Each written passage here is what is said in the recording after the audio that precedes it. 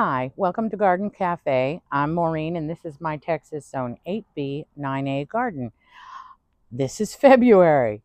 This is the front swoop. Everything has been cut back, trimmed, pruned, bulbs have been planted. Everything is set for spring to begin, but it all looks very bare. This is my way of doing a diary so I can look back and see in following Februaries the differences and maybe things I want to do differently. A few things survived the winter. Stock. I mean, look how pretty this is. Still blooming, still healthy. Absolutely love it. I have more stock seedlings growing in the garage that will be going out into the yard as well. My verbena has also done very well. I'm really surprised. I took a bunch of cuttings thinking this would all die back, and I loved it so much I want to plant it out in the spring, but I've been shocked. That seems to be doing fantastic. We're almost past winter, and it's blooming beautifully. The white verbena is coming back. That died over the summer. I thought it was gone. This one's coming back also. Verbena seems to be my winter show. I cut back all the dead off of the mums, and they're very healthy underneath. I like it. Also, the chocolate chip ajuga, I moved last year over to this area. It definitely seems to only bloom when it's in full sun. So I'm hoping this front swoop will do a much better job. All in all, I'm pretty pleased with how this looks in February. My Mexican petunia garden, cleared everything out. The dahlias, the petunias, all of this has been cleared out. A little disappointed last year. I planted Mexican petunias here the year before last. Loved them. They were absolutely gorgeous. Died over the winter, and mine never came back. Now, my sister's in Houston. Hers all grew back. So she brought me some of the little suckers that grow off of them, and I grew them here again this year. So I thought, oh no, it looks like they've all died, but I think I actually see some growth over here. Let me get you a close up. I cut back the dahlias, and it looks like they're actually going to grow back. So very impressed. These are the open-faced dahlias, so I'm real happy to see some life out of those. And all of the petunias that I have along the border, they look like they're doing pretty well. I'm really surprised. We have a few freezing nights coming up. We'll see. They've survived the past freezing nights. Fingers crossed.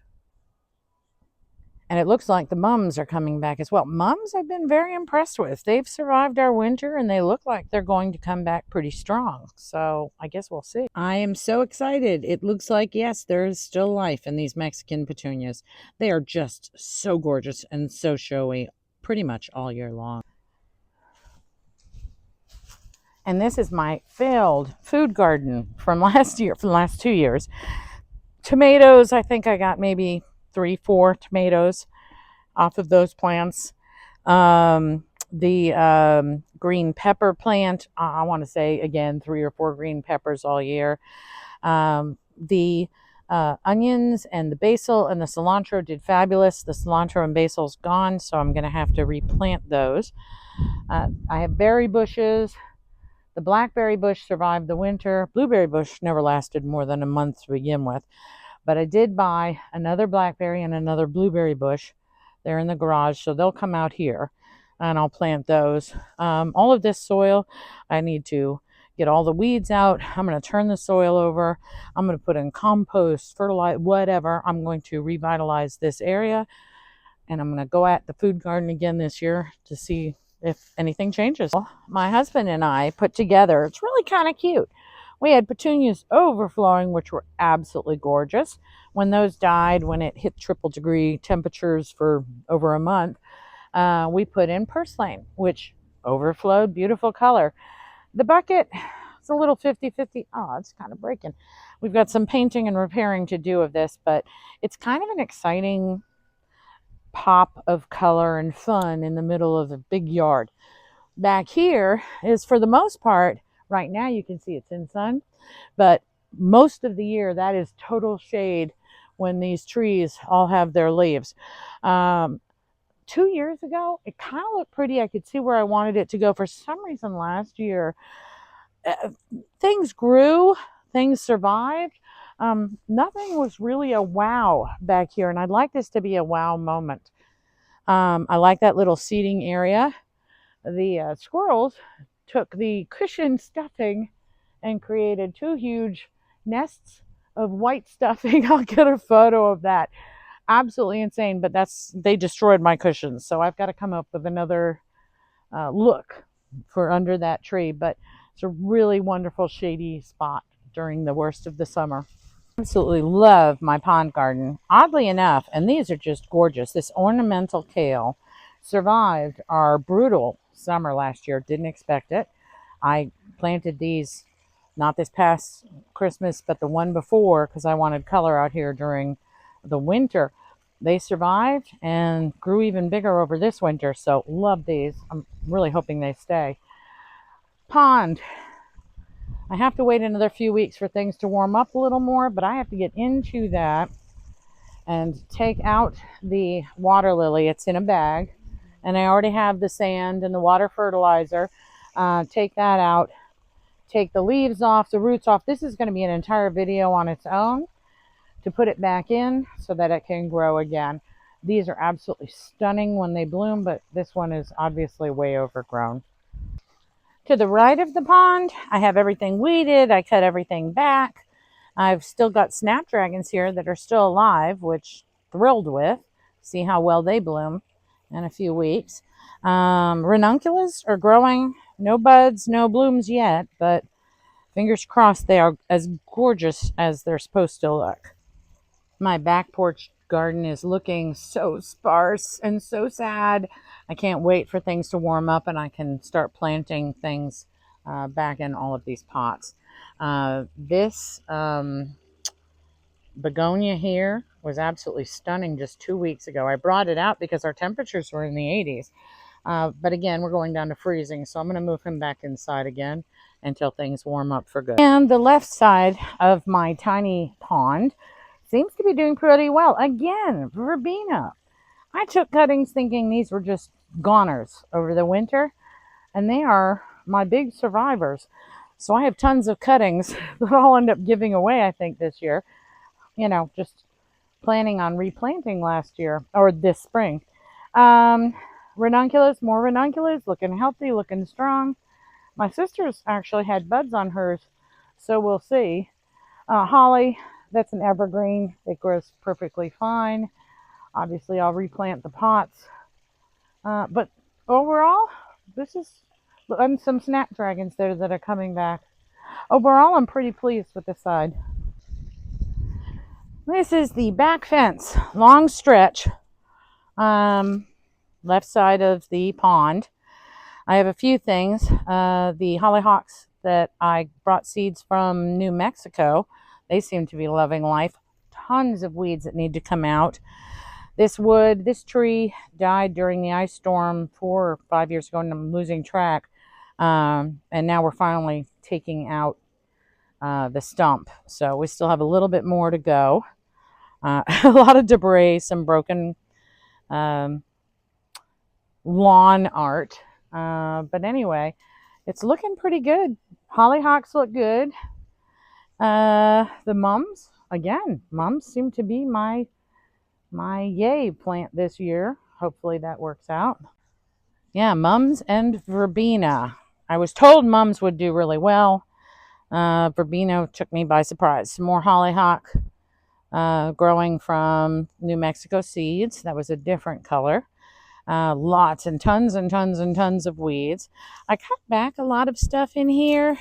I don't know if it's going to come back. This is angelonium. I see in the front swoop a lot of my angeloniums growing some green at the roots, so fingers crossed. Mexican heathers look like they're gone, but they surprised me and came back this year. Scarlet bee balm, I was hoping would come back. It's supposed to come back, but I don't see any yet. Again, it's early. It's only February, so we'll have to see. These weeds, I'll tell you, they're beautiful purple flowers. I think they're wild Texas verbena is what they call them. And I like the flowers and they're pretty, but God, they're so invasive and they strangle every other plant. When we first planted this oleander, I want to say it's 20 years ago, gorgeous flowers. It was beautiful. It was one of the showiest, prettiest plants. Now it does grow green, and it is a pretty green plant over here. But it hasn't bloomed since the snowstorm, again, 4 or 5 years ago. Very disappointing. Last year, at the end of summer, I want to say September maybe, someone said try the liquid fish fertilizer. Go figure. Stinky as heck. Tried it around here and sure enough got 2 blooms. Not thrilling. So this year I think I'm going to start doing that fish fertilizer earlier in the year and see if it makes a difference. I don't know. I've got a drift rose over there and over here, and they are alive. Goodness. And it's falling down over here. Anyway, we cut everything else back. Now the big mum that I have on the back porch, I'm going to plant it right here. It is 3-color mum, so pretty. It was so gorgeous in that big pot for 4 or 5 months, still alive. So this is where his home is going to be. Several of the ranunculus bulbs I planted back here as well. Looking beautiful, growing strong. See how they do. Some of this stuff I have to really do an identification. I did this Johnny Appleseed. I had a box of just so many seeds. So whatever said shade garden, I threw them in the shade. Wherever it said sun, I threw them in the sun. So I want to be real careful what I pull out of the ground or assume is a weed. I want to make sure it's not something that I tried to plant. But drift roses are alive, looking like they're going to do really well. Oleander, it's a question mark. I am so fingers crossed that this jacaranda survived. I don't know how it could survive. I mean, literally every branch is gone. I mean, you scratch it, it's alive. I mean, it's a stick, but it's alive. And I'll post a photo because these jacarandas are stunning when they grow big. I wrapped it on the coldest nights. I've done everything I can. It's its first full year out here. It'll probably be a full year next month. I don't know. We'll see. Fingers crossed. Here, we put up this trellis a few months ago, and we have the lights on it, solar lights, and it's so pretty when it lights up at night. But what I want to do here is I want to plant climbing flowers on the outsides, both sides, that will just cover this and make it an entrance into the back garden. So we have plans. This is my newly created no-till shade garden. It's almost entirely shade. It gets, when the leaves grow in here, it gets maybe 2 hours of dappled sun, but other than that, this is full shade. And I have so many plans for it. We cut down the umbrella plants over there, so those will come back up. I have a few rows of Sharons that are starting to bud up again, which is exciting. But this whole area, I have some plans. I want to move some of the clerodendron that I fully expect to grow back up there. And honestly, when sun hit those leaves in the afternoon over there, where there is a little bit more sun, that plant would just faint.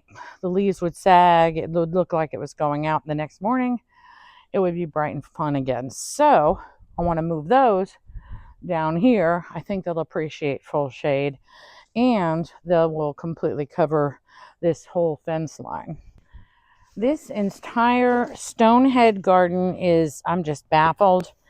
I don't know what to do. I have planted so much here. It lives for a very short time and then it dies pretty quickly.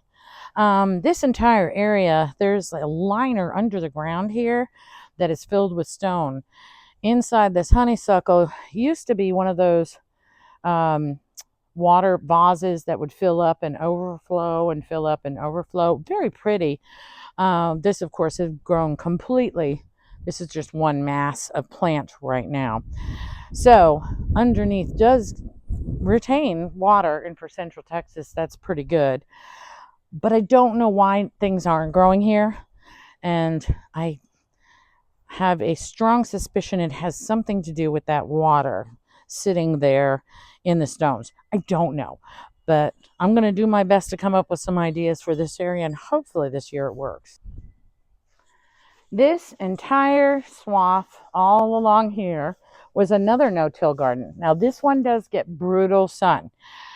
So my goal is for this year, this is going to be my cut flower garden. I want to be able to come out and just do armfuls of flowers every day and put them in vases in the house. That's my goal. Now I did move a few of the rose bushes. I originally planted them in locations that just did not get enough sunlight, so they were not doing well. They seem to be thriving and they seem to be happy. This was one of my Johnny Appleseed experiments. There's a previous video of me actually planting the seeds. I tried to be smart.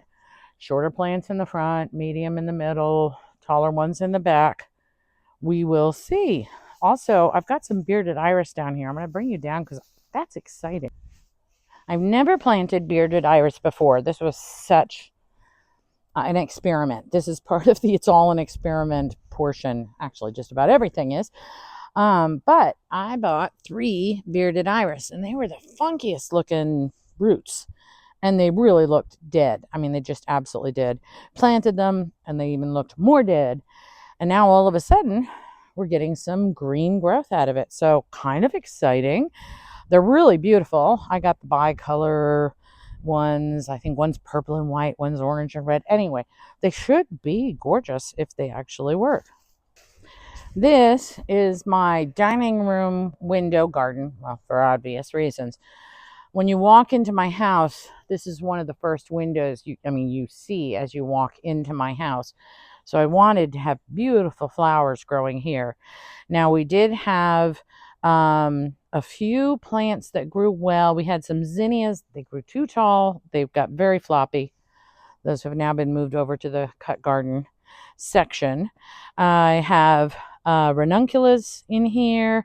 I've got a lot of plans for, I don't know what's going to grow back here, to be honest with you.